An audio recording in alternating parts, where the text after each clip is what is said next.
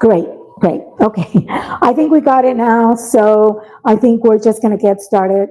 So, welcome again. And yes, we're talking about qualifying for long term care and what long term care is. So, as we get started, I'm also going to have a slide presentation that is going to be shown on the screen.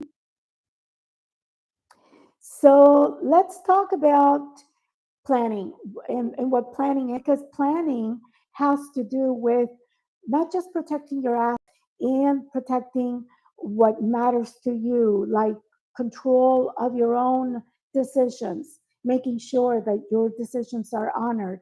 But also, if you have loved ones that require long term care, how you can access that and how you can qualify for that.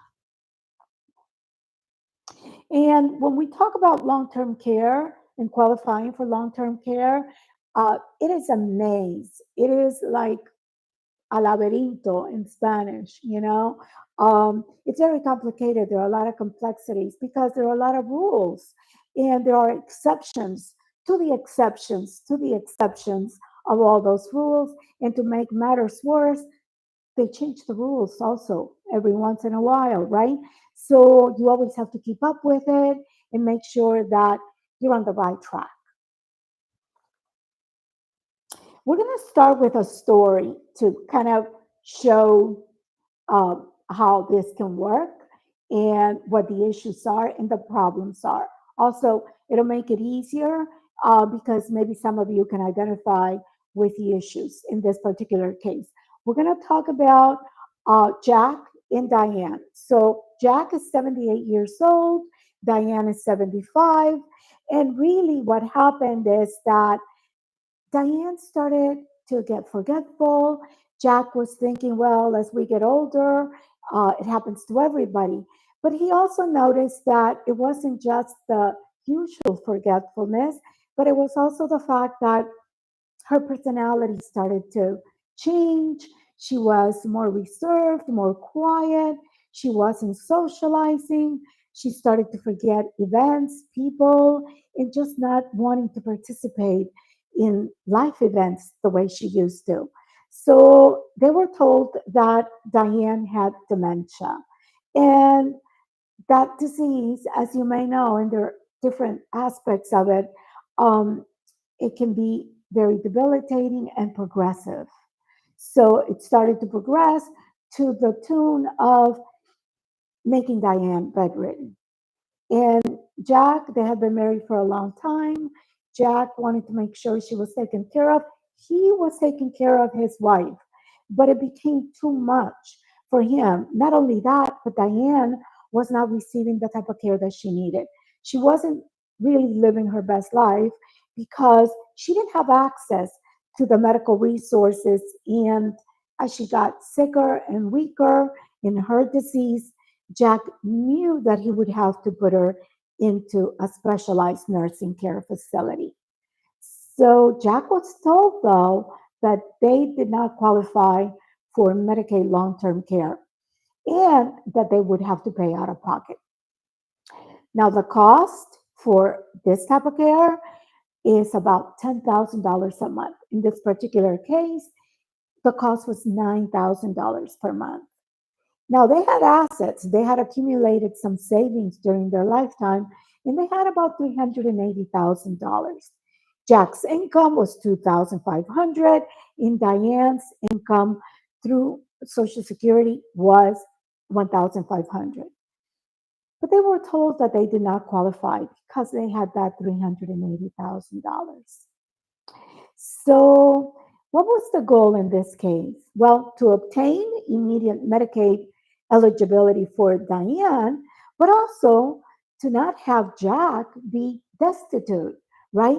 So that he could continue to live a comfortable life while also preserving the assets that they have. So that's the goal for that case, and we'll see if we can do it and what happens. And that's part of our agenda today. Our agenda is to talk about long term care and who pays for it. Here in Florida, who pays for long term care? Well, long term care Medicaid program is the government um, component that would pay for it, but it comes with eligibility limits. It comes with very strict qualifying rules. And you may have heard of some of these rules, but we may be confronted with a requirement to have Medicaid spent down, like in Jack and Diane's case, whether they would have to spend a $380,000 in their Medicare care, in their Medicaid care for Diane before the government would pay for it. So we're going to talk about each of these aspects in this workshop. Now, in this workshop, we're not going to cover in depth or anything, wills, trust, and things like that. That we cover in another video, in another presentation. However, we are going to cover a couple of things that are really important, things that every person needs. What are those documents? So there are 3 documents, though, that everyone needs. Even as we get older, we may need these documents, especially because if we did not do for ourselves, we want to make sure that the right people can step in and take care of us, right? So, what are these documents? Well, first of all, is the power of attorney. So, I'm going to illustrate what a power of attorney is with this little Christmas light that I took off. I don't know if you guys can see it. Can they see the Christmas light? Uh, but I'm going to show it to you. So imagine that this little Christmas light is signifies each of these colors that you see here is a power, right? Where does that power come from? Well, it comes from me because I'm the one supplying this power while I'm alive. So power to enter into a contract, power to go to the bank, power to get a mortgage, power to sell my house, power to apply for Medicaid, power to get another insurance if I need it, power to sell assets, and so on, right? All these powers, many of them.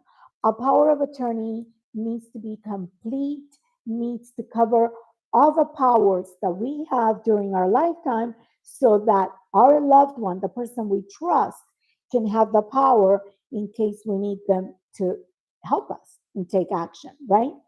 But what happens after our death? Well, the power is no longer good. The power only lasts while we're alive. So, what other documents are we talking about? Well, we're talking about also about the healthcare directive documents. Those are the documents where we can name an agent to advocate for us, to help us in our illness, make decisions. For example, in Jack and Diane's case, Diane, if she had given Jack the power to get her into a nursing home, get another opinion, apply for Medicaid, all of those things, but also make medical decisions for her because she can't. So those are the healthcare directive documents, and they're very, very important. In another document, of course, is a will, and a will, remember, has to go through probate. We've covered that in other videos, but a living trust does not. So a will or a living trust are part of the documents that we're going to need during our lifetime.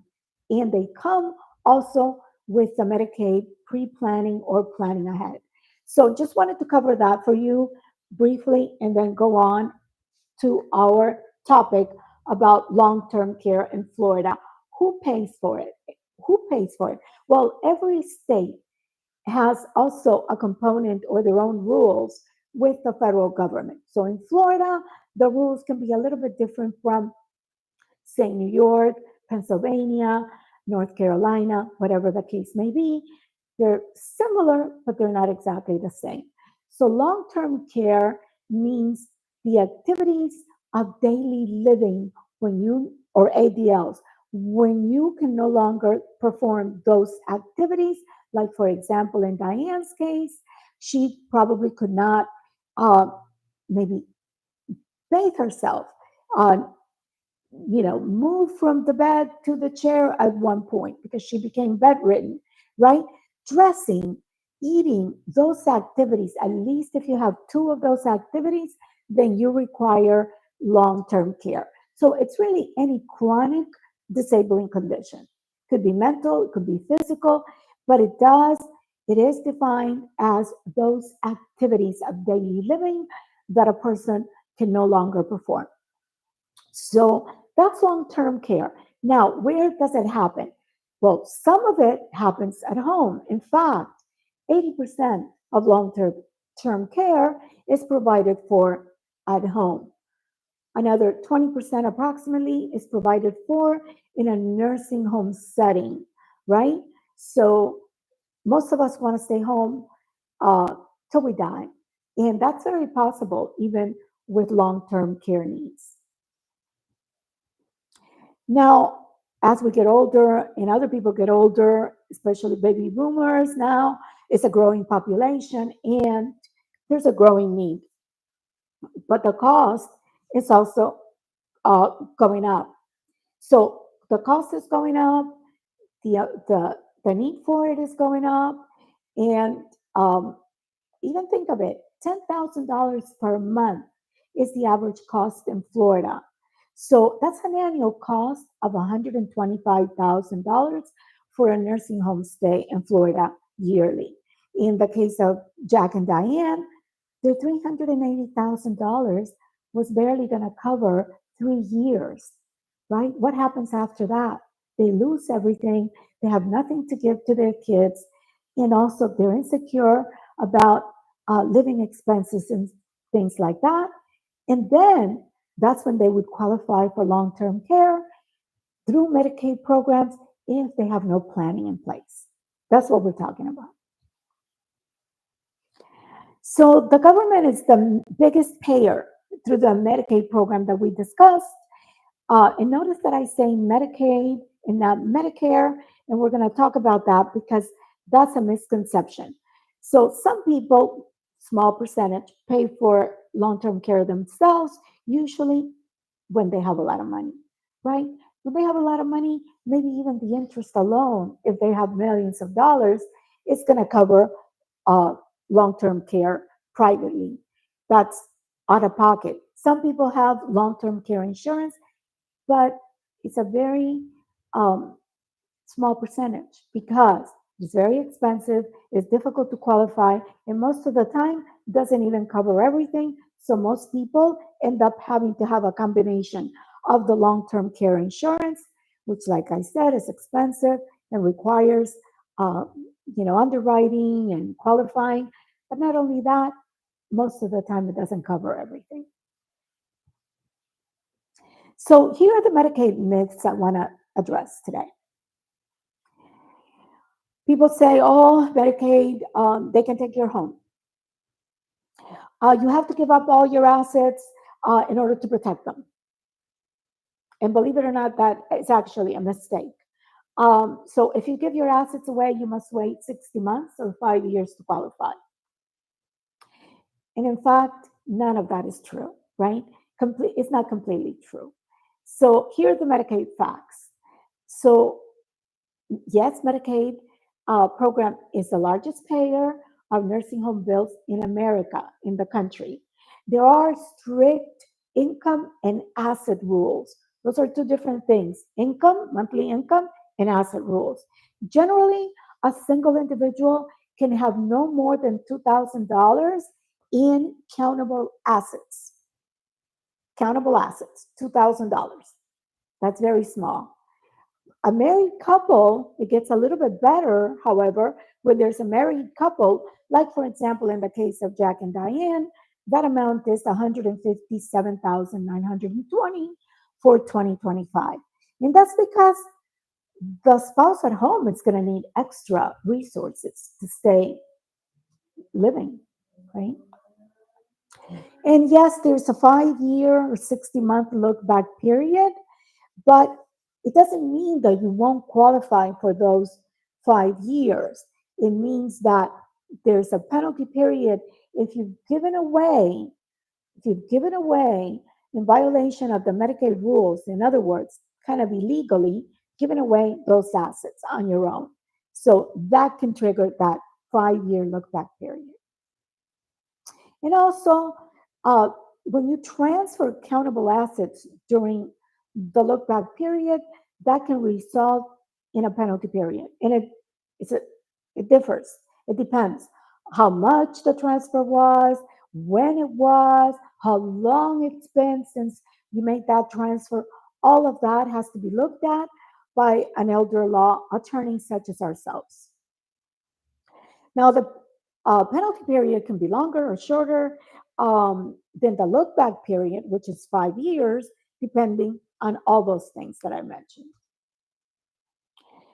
And you could be exposed to asset recovery after death. So, for example, if you have a home, you still would qualify for long term care, but Medicaid can come back and put a lien on your home after you both have passed away. In the case of Jack and Diane, their home, yes, Jack can live in it, but without planning, Medicaid can come back and possibly put a lien on the house. So, what is private pay? Well, it requires of us don't have. If you have over $5 million, yes, you would have interest payments and you could afford to be your own payer of long term care. That's when you pay yourself. But most people, when they pay on their own, for example, the case of Jack and Diane, they would have to pay everything. And when they're impoverished, when they've lost everything, paying for long term care, paying for the nursing home, then Medicaid would pay. So, private pay, the government expects you to pay under the rules before Medicaid benefits will kick in. We're also going to briefly discuss long term care insurance. That is something that you could consult with your insurance agent and find out about it, find out if you qualify. Most people find a difficult time qualifying for it. So here's the biggest myth, and you may have already been thinking about it. You may have been thinking about it because we hear it a lot in our office is people coming in and saying, wait a minute, I don't need any of this planning or I don't need Medicaid to pay for it because I have Medicare. I've worked my whole entire life. I have Medicare insurance and they're going to pay for it. Well, most of the time, it is only a 30-day coverage through Medicare. It could be extended under certain situations a little bit longer than that, but after you're in the hospital at least 3 days, then Medicare would cover some of it or up until, like I said, 30 days, up to probably 100 days at the most. But after that, they're going to say you have to pay this on your own unless you qualify for the Medicaid long term care. So if you take nothing away from this, just take away that Medicare will not pay for long term care. Benefits through veterans is something accessible if you qualify. If you have been 90 days of active duty and at least 1 day served during wartime and no dishonorable discharge, then you may qualify for some benefits being paid through VA for your long term care. So we would have to discuss that on a one-on-one basis. So yes, Medicaid is the program that pays for long-term care in old age, people over 65, when they need to go either into an assisted living facility, in-home care, or nursing home, specialized nursing home care after a hospital stay, or just when a doctor says, because it has to be medically prescribed, right? So you have to qualify not just income and asset qualify, but also medically qualify. And those are the ADLs that we talked about when a doctor says, yes, this person cannot function and perform daily activities, they need medical care. And they need medical care and they need help. So Medicaid is the program that would pay for that. But remember, only if you qualify. So that's a big F because a lot of people go ahead and apply and Medicaid turns them down. Why? Imagine the case of Jack and Diane, $380,000. Medicaid is going to say, sorry, go ahead and pay for your long term care.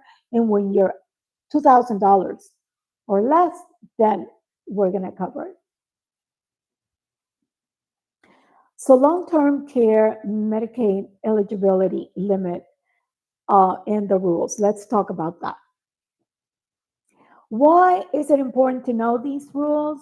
Well, because you want to protect those assets. You want to protect what you've worked so hard to get to achieve for yourself, your spouse, and to leave something behind for your kids.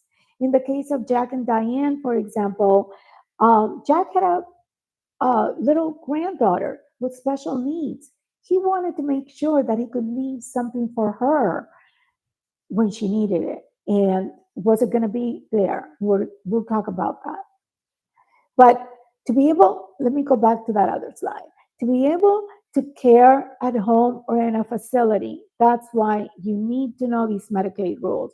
And to be able to leave an inheritance, like I said, for Jack's little granddaughter, he wanted to leave something for his granddaughter who had special needs. So Medicaid spend down, and what is it? To figure this out or think about it in a logical way, you would have to make two columns, right? One we're going to call protected, the protected column, and the other one is the unprotected, which is countable. That's what Medicaid is going to look at and say, okay, let me see what you have here and what's acceptable, what we're going to approve if you have these assets. Those are the countable. So, what are the exempt assets? Well, if you have assets that are in the exempt area, like a home, up to $1,071,000 dollar value, then you would still qualify. If you have one car, you would still qualify.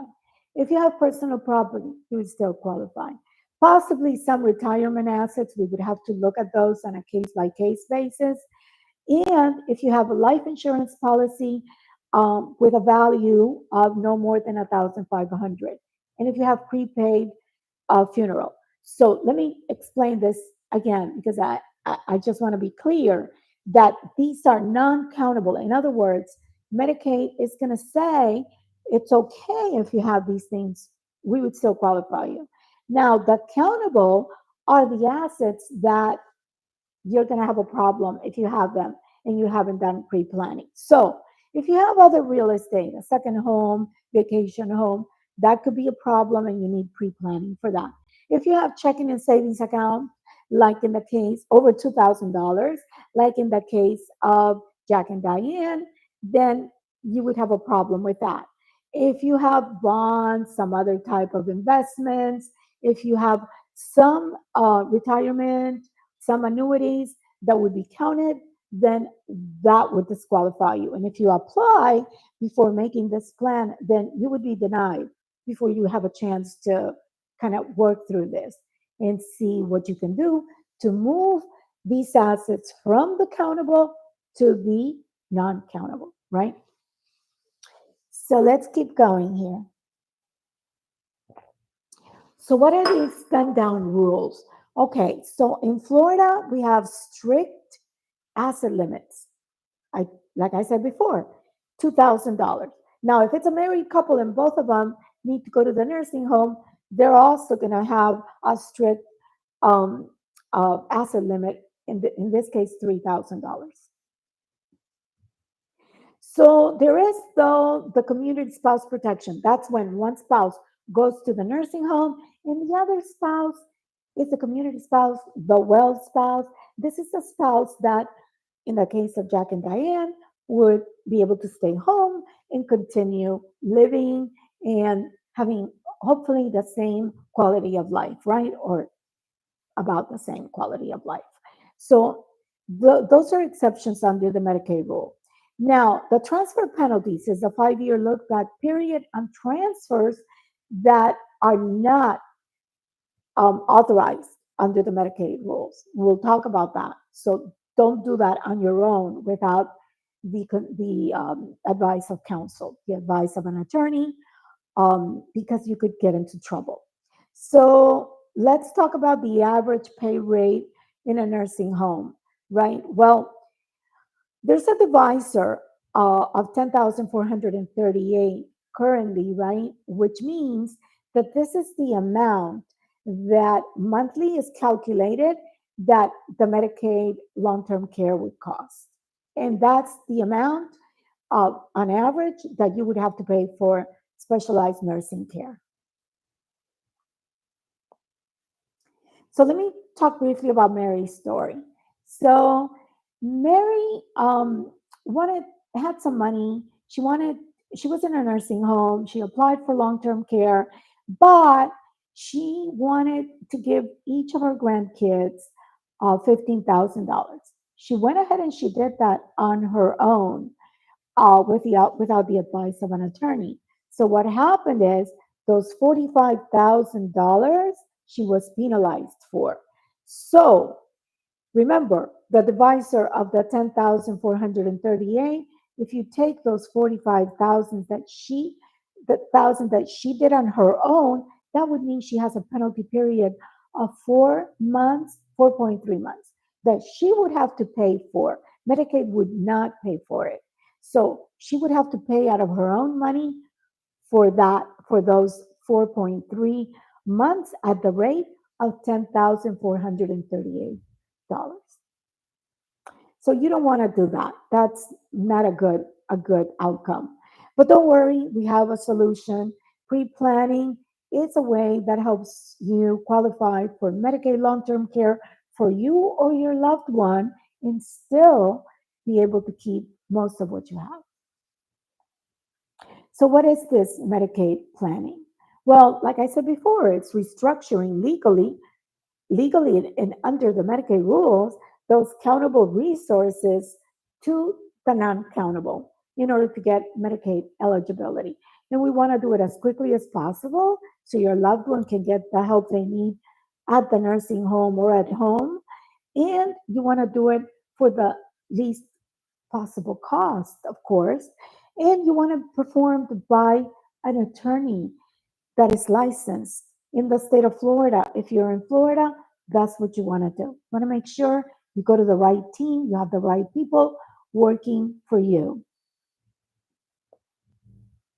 So I want to ask you if you thought about or if you've asked anybody, how much does this Medicaid plan cost? And really, a better question, which I have here at the bottom of the screen, is how much does it cost not to have a Medicaid plan? As you've seen from the examples before, it could cost everything you have or a big portion of what you have, right? Because Medicaid asset protection is a plan, it's a complex plan. But if you want to protect, say, $250,000 or $380,000, then how much would be too much? How much does it cost for this plan? And it ranges. It really depends on where you go, the law firm you go to, but typically it is about a month or a month and a half of the nursing home cost that you're going to be spending for this Medicaid planning that is going to protect what you have and also assure that your loved one or yourself can qualify for long-term care Medicaid covered. So we have top strategies to protect your assets from spend down, right? Not every case is the same because assets are different and the family is different. Your goals are different. Sometimes also there's a single person, there's a spouse staying at home. There's the issue where both spouses are needing some sort of long-term care, right? So these strategies, well, you have the luxury of time when you don't need the care yet. And if you don't have long term care insurance, but you have time, then we can use the Medicaid rules to protect your assets. We can turn the look back period into a waiting period many times, right? We can also, depending on your assets and personal situation, we can use specific tools in pre planning. And we discuss those on a case by case basis. But just know that there are tools to help you protect what matters most, which is above all yourself, your health, your loved one, but also what you have. So, what about when someone needs care now, or they're already receiving the care, and we call this Medicaid crisis plan? So, let's talk again about the case of Jack and Diane, right? I said, let's look and see what we can do there. Well, we were able to, in a case such as this, protect 100% of what they had. So the $380,000 savings they had under the Medicaid rules, we were able to comfortably and, like I said, legally and in a way that helped both Jack and Diane and still protected that money so that Jack was able to leave that little inheritance for his granddaughter with special needs. So Jack can continue in his home with the same type of lifestyle he had before Diane became sick. In Diane, she qualified for long term care and had Medicaid paying for it so that she could have her best life in long term care and not go broke while doing it. So, in that case, before planning, just to recap, the spend down would have been $225,860. What is that? What does that mean? Well, that's the amount of money that Jack would have had to pay the nursing home for Diane until they spent it all and Medicaid would kick in, right? That was the before. So we have the before and the after. The before is the worst type of scenario, right? It's if you do nothing. So monthly cost of care in her case was $9,000. In Jack's income was 2,500, which is not, because uh, Diane's income would have to go to the nursing home. So his income before the planning would have been reduced, right? He would have been really tight with money. After the planning, well, they didn't have to spend anything down.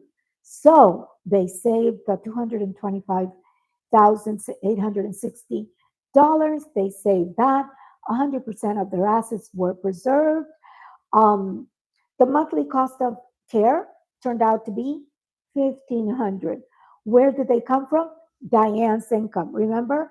So 1,500 for the nursing home, and they were saving 7,500 for the nursing home. That's the amount of money they were saying for as long as Diane needs, not just 3 years, not just 2.5 years, but if she lives 15 years, 10 years, whatever the case may be, then that would be paid for by Medicaid. That is a good outcome.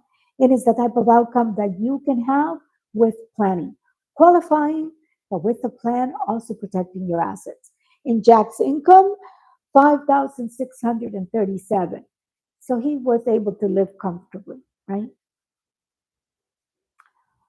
So let's talk about a single person. We were talking about Jack and Diane. Now, in the case of this person, Angie, with Parkinson's, she was residing in a skilled nursing facility in West Palm Beach, and she was paying privately already $10,500 a month, right? That's a lot of money for 2 years, and her Social Security income of $2,000 and 8,500 was coming from her savings.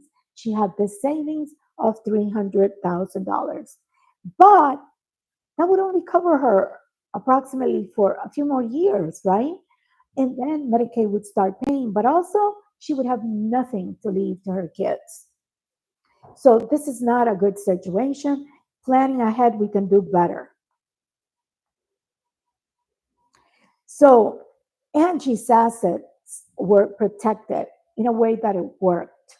She can legally prepay her children within the Medicaid rules.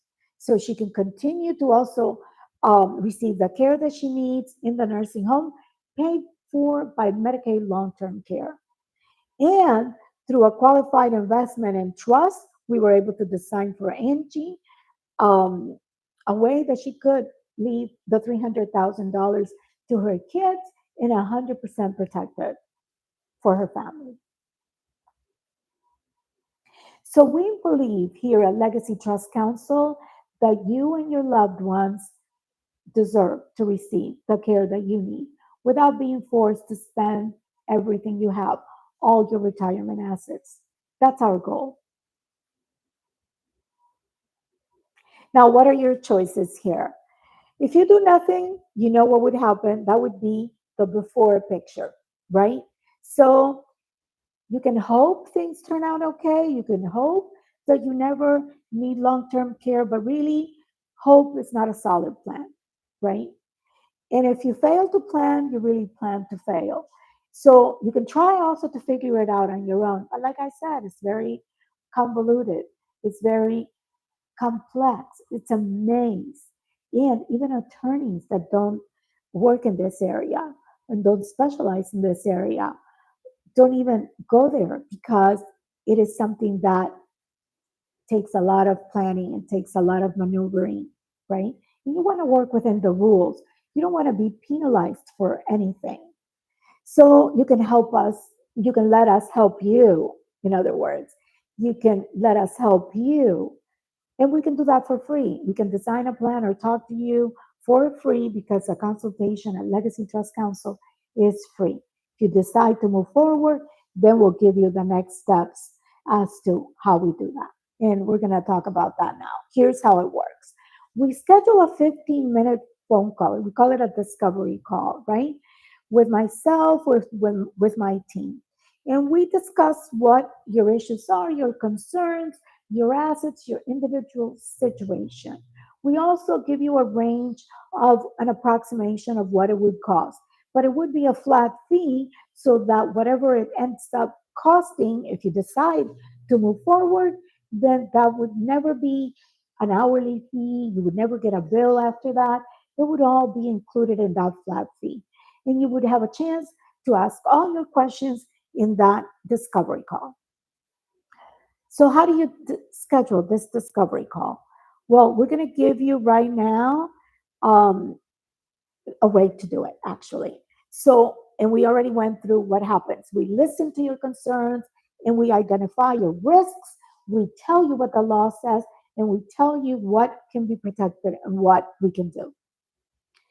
If you decide to move forward, then the next step is to schedule a consultation.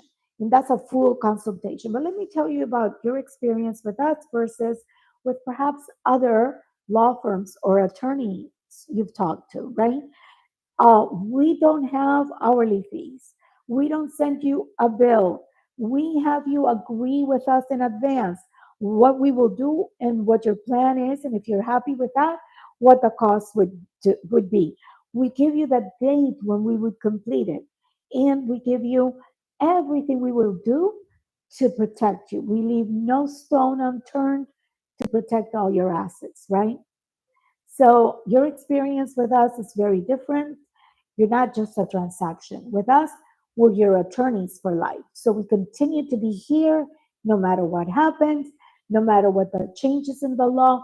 You can call us and we can talk about any further advice or change that you may need in your plan, right? So that's our promise to you. We protect your legacy while you're still building it. So back to the discovery call. How do you book? You can visit our calendar and put that appointment on the calendar. You can get on our calendar by going to calendly.com/, legacy dash planning. You can also go to our website or you can Google us, Legacy Trust Council, and then you can see what other clients have had to say about us. You can also call us at 305 514 0608, where our wonderful assistant Daniela will talk to you and schedule a time that is convenient for you. We even give you a gift or an incentive for doing this and scheduling of $250 off any estate plan that we need to put in place for you.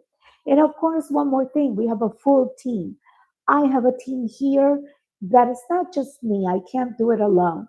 We have attorneys, we have CPAs, we have family counselors or advisors, we have a whole team, that a case manager for your case, a Medicaid department for making sure that your application goes through smoothly. So we're here for you, whatever the case may be, and wherever you may be in your estate planning and in your track to qualifying for Medicaid long-term care. So contact us. We hope to see you on the inside, and I hope to talk to you soon. I hope that you have found this information helpful and that you will take action. Because remember, without action, the information that I've given you is useless, has no power. So hope to see you soon. Take care. God bless you.